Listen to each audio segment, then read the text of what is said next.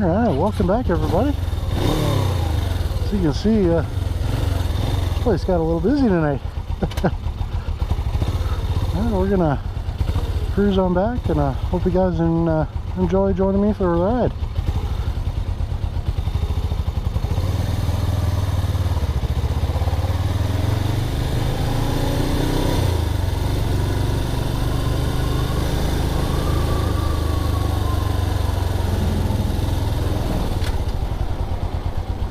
I don't know if you remember from the first one, but wish me luck on this one. That's that sand I was talking about that gets washed onto the roads up here after it rains. And there were a couple spots up here that got a little hairy, so hopefully everything goes well. Definitely have to remember where those were and really take my time going through there. Hopefully today's not the day we blow aside the bike. Knock on wood. Knock on wood for me. So, yeah, probably not going to be doing a whole lot of talking on this one, especially when we get in some of those curvy sections. Definitely be paying a lot more attention to the road than to talking with you guys. But we'll see if we can't find something to come up with to chat about. Well, I really hope, again, as with anything, I hope that this actually finds an audience and find that, get some people to interact with out there, and maybe you all out there can come up with some ideas to talk about, and let me know what your thoughts are on things, and we'll keep the conversation going. So I got a couple things lined up that I like to chat about throughout the next couple videos, but I'm sure we'll run out of things to talk about at some point, so definitely appreciate any feedback y'all could give me. Kind of reminds me of Mike Rowe when he was doing the dirty jobs, and asking for people out there to enter their submissions and put out ideas, and maybe they come out there and watch you do your dirty job. Could you imagine that, hanging out with Mike Rowe and his crew for a couple days? Oh, man, that was my dream back when that show was going. That would have been such a hoot. And again, with me being an automotive mechanic at the time, that would have been, man, I should send something in, see if we can get him to come out here. But he's done plenty of episodes where he's out there with mechanics and stuff. Didn't quite have the cool factor that some of the other places had. Well,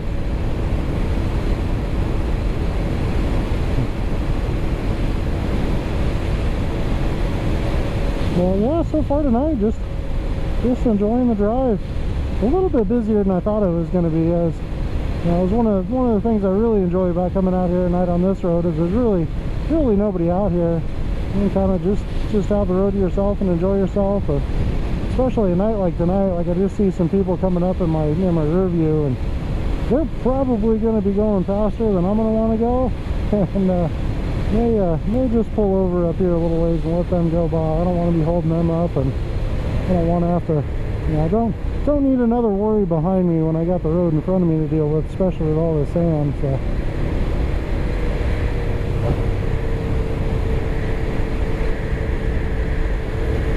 And again, the GS hasn't seen a whole lot of love this summer. It's a little bit too hot to ride most of the time. Unless you get a nice light tonight, I'll take it out. So, the sea legs on this bike are a little rusty.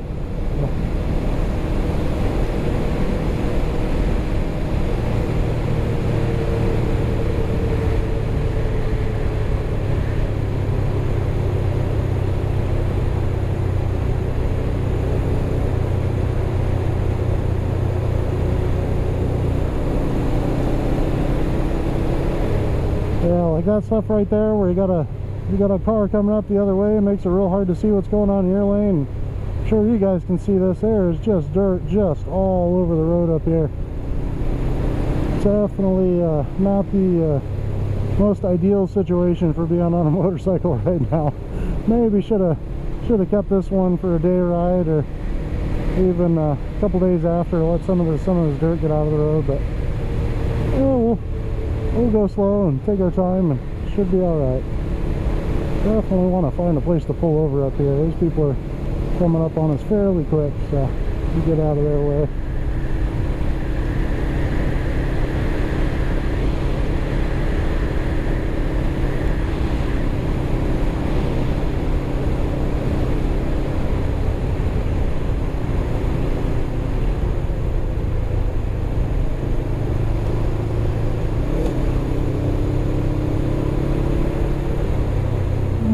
Let me just let this guy go by up here.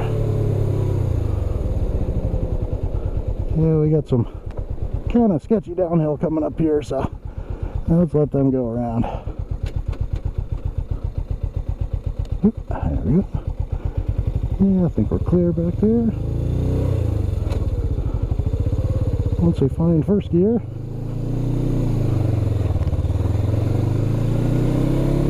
Alright, oh. Just ran into another one.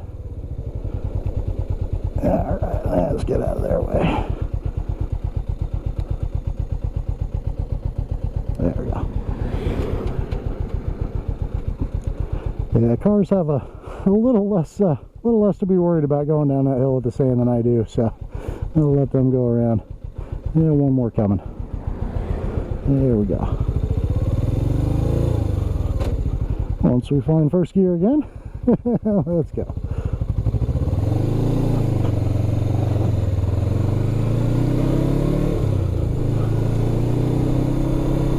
Oh yeah, we're gonna take our time going down this one. Let me tell you what.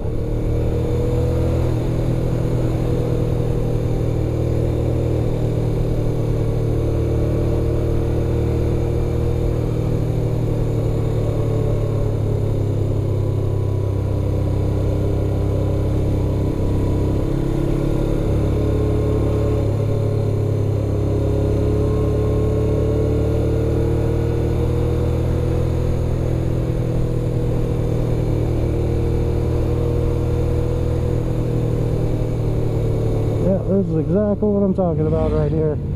We got somebody coming up the other way going through a corner, and I can't see what the heck I'm doing at all.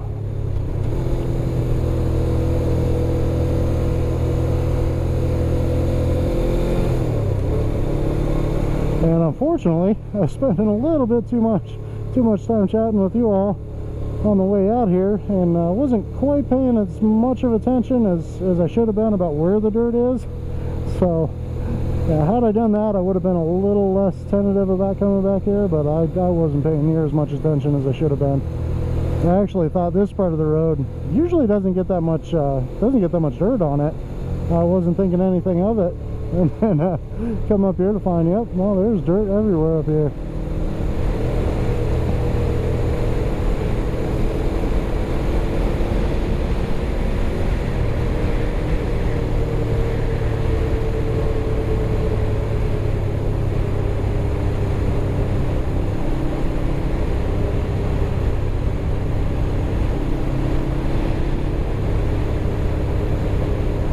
Looks like the good old speedometer is still about 5 miles an hour over what it's actually going.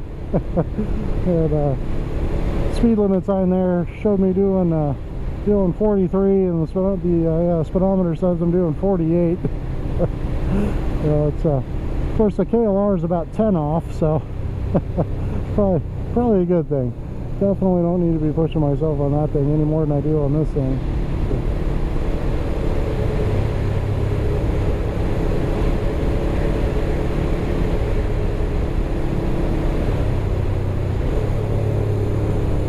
Yeah, this is just a great place to come up to, like I was talking about last time with the Salt River tubing, and just a good place to come out and so, you know, the tubing's a little more adult oriented, but all kinds of places to stop up here, you know, grab an easy up, you and your family, hang out with the kids and friends and whatever, have a good time.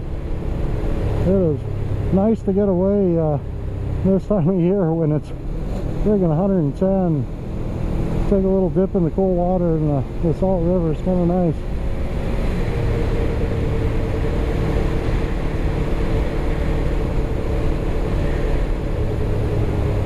couple of my buddies have canoes. They'll come up here and canoe us at night, or not canoe, kayak. They'll come up here with kayaks and you know, drop everybody off at one spot and drop another vehicle off at the bottom. We'll all go cruise down in kayaks and then drive up, grab the other cars, load up, and head out for the night. It's a good time. Tons of people come out here and do that too. It's awesome. A little nicer when you got a little bit more of a moon than that, but yeah, bring a headlight or flashlight or something. Still good. The river's going to take you where it's going to take you. Can't really deviate too much from that. So yeah, this is definitely not like you really need much, if any, experience to come and take a kayak out here. There really aren't any rapids to speak of. There's a couple rocks sticking out of the river, but you know, you're not going fast, and if you hit them, then you know, probably the worst thing that happen to tip you out of the boat and you land into 3 feet of water. Not too big of a deal. Yeah. Of course, that's not to say, I mean, there are people, unfortunately, that die in this thing every year, but they're usually a couple more than a couple beers into it and don't quite have their wits about them at that time. So as long as you're not one of those people, usually not too much to worry about.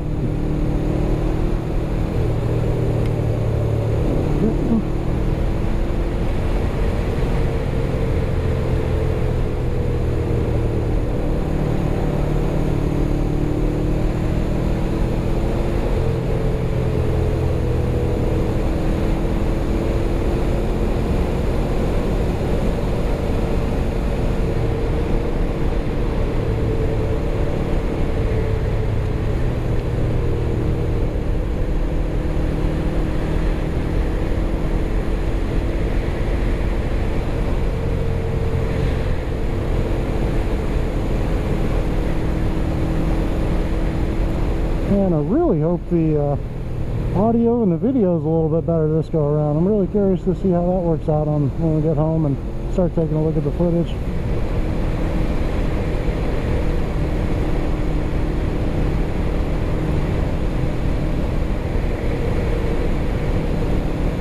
Yeah, I'm sure all the GoPro nerds out there know exactly what to do. I didn't realize there's an automatic low light setting on this. And last time I was out here, it wasn't enabled because I wasn't sure how much file space the videos were going to take. So I had the frames per second set down to 30, and the automatic low light wasn't available until you set the frame rate up a little bit. So got the frame rate up on this one and the low light enabled. So hopefully a little bit more of this comes through than just the lines on the road. Maybe you see some of the bugs that I'm seeing that come up and smack my face screen every once in a while. Yeah, there's a pretty nice crescent moon out there tonight. Let's see if that comes through. That'd be kind of cool.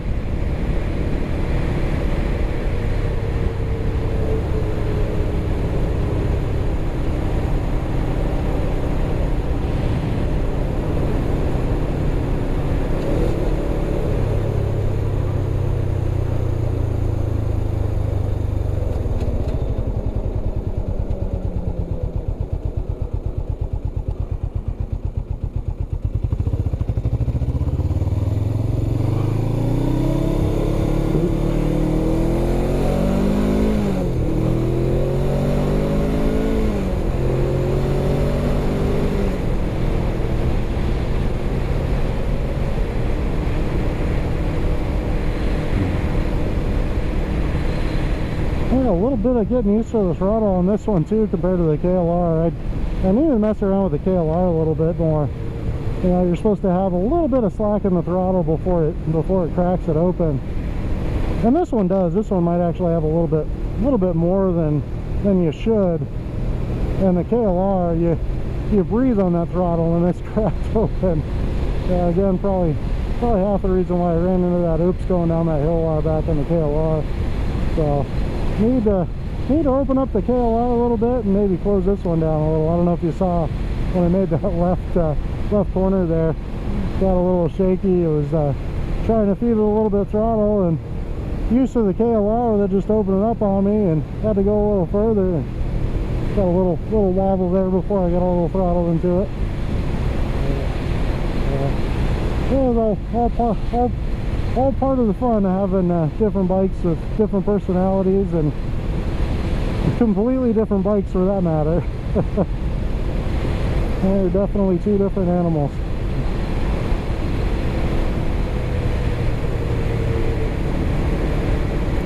And of course, like I said, you know, this one's a bike that's suited for this kind of road, but don't really want to take advantage of that tonight with all this dirt out here. That's for sure.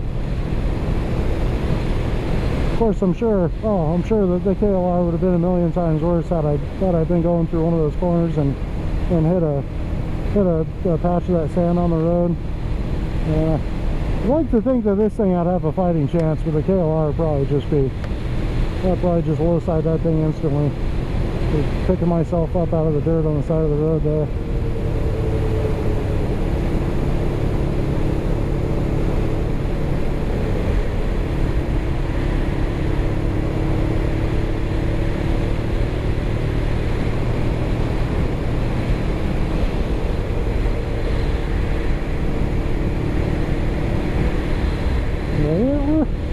We're moving along at a good clip, not a crazy clip, but good enough for me, and hopefully within the situations of the road.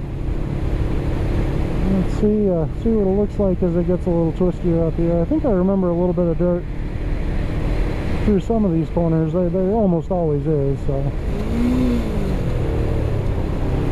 find one of my many neutrals on the GS500. It's got quite a few of them.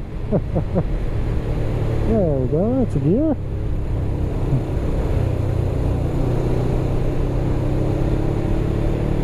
Yeah, right through there. I'm surprised there's not dirt through there.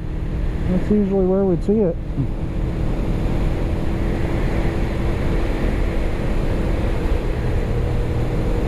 And of course, like up here, you guys probably can't see it, but to the left and the right there, some dirt parking lots where those open up into some off-road trails, and all the traffic coming back onto the road out of the dirt. That's usually another spot we get some built up.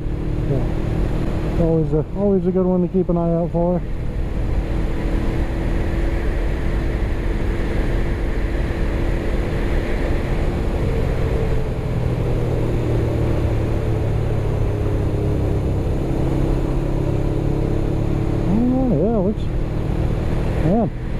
I really should have been paying attention. I thought there was a heck of a lot more dirt on the road through this section than there was. There really wasn't much anything at all. Yeah, it's probably for the better. Had I thought there was no dirt on this section at all, I probably would have pushed it a little bit more than I did tonight, and really wasn't out there to push it at all tonight. Tonight was just kind of a get out here and have a nice cruise on the bike, hang out with you all, and enjoy the night. Kind of hard to do on the GS sometimes. I hop on this thing and I just want to go and enjoy the twisties. And you know, again, for me, it's not even close to what the limits of this bike can do, but I have fun on it.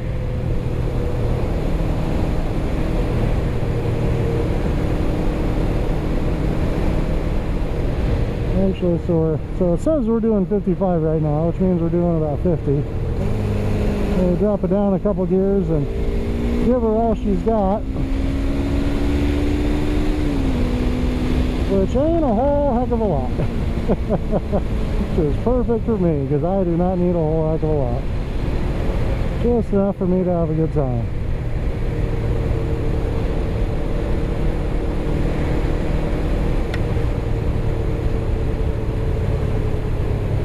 I think it's a pretty safe bet that the KLR has a little bit more power than this thing does, which is really kind of surprising to me. I definitely expected the low end that the KLR has. I mean, you know, that's kind of why you buy the thing, right? But so the KLR redlines at like 8,000, and this one redlines at 11.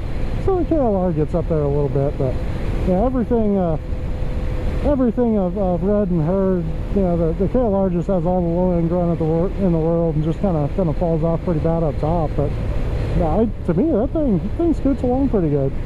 So I think it might even be a little bit peppier than this thing is. So I am no complaints about that at all. Again, not like I'm going to use it very often, but it's kind of fun to have when you want it.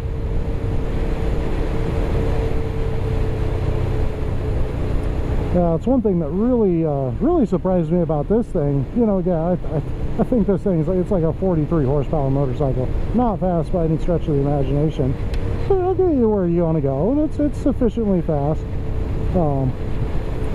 But you need to just wring this thing out. I mean, above 8,000 RPMs all the time to really kind of get the performance out of this thing.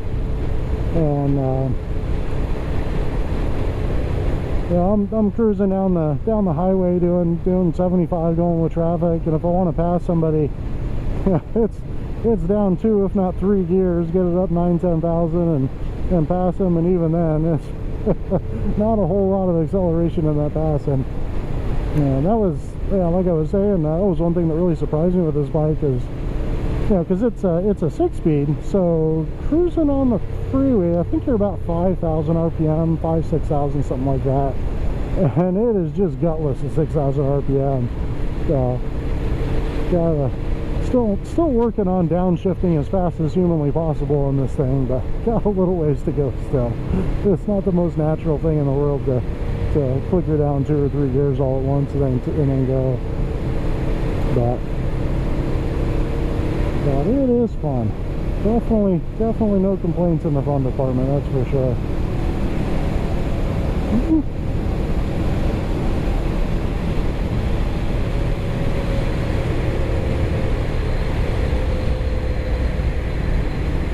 And again, I really need to pay attention coming up here, because there is still plenty of dirt on the roads up here as well, especially through the intersections. Anywhere low lying, we're gonna have dirt. Actually, I think up here might be one of those. Let's keep an eye out.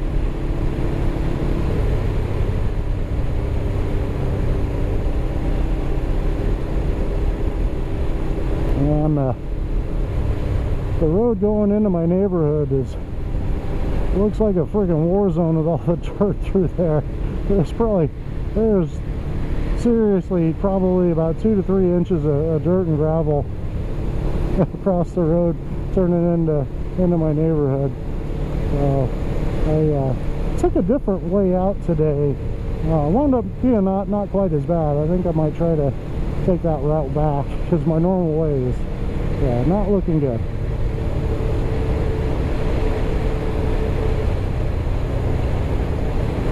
Yeah, we've just had some crazy rains out here this summer. It's been so nice. There was one weekend where middle of summer, middle of July, you know, it's 110, 115 every day. We got a weekend of rain. It kept it in the 80s for 3 days straight. Just unbelievable. It was, yeah, hopefully the visors are not too loud with it open. I really like getting a little bit of this cool air when we slow down and get away from some of the bugs. But yeah, it was cool enough. I was able to take the KLR up to Four Peaks, which was a really fun adventure for me. And that's about from the highway up to the highest you can drive on Four Peaks, about 20 miles one way. Yeah, just a dirt forest road, some ruts and some hills, nothing too crazy. Just a blast in that KLR. I'm going from the off-road world where that'd probably take me probably about 2.5 hours to get to the top. It was about an hour in the KLR, no sweat. Had I been a good rider, probably cut that in half. That was a good ride. Unfortunately, with it raining all weekend, it wasn't raining. I never got really any significant rain, but it was just drizzling the whole way up there. And got up to a point where actually kind of got up into the clouds, and it was, aside from getting absolutely drenched, it was nice.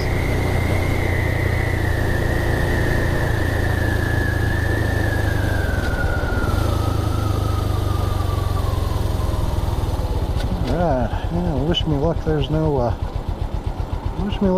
sand coming through this intersection.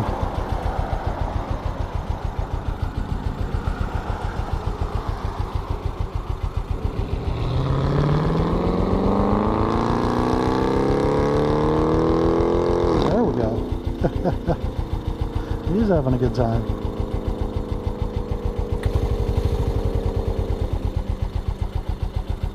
Ooh. Well, again, I'll probably shut it off here in a few as I roll to home, and thank you guys for joining me on the ride. I hope you enjoyed.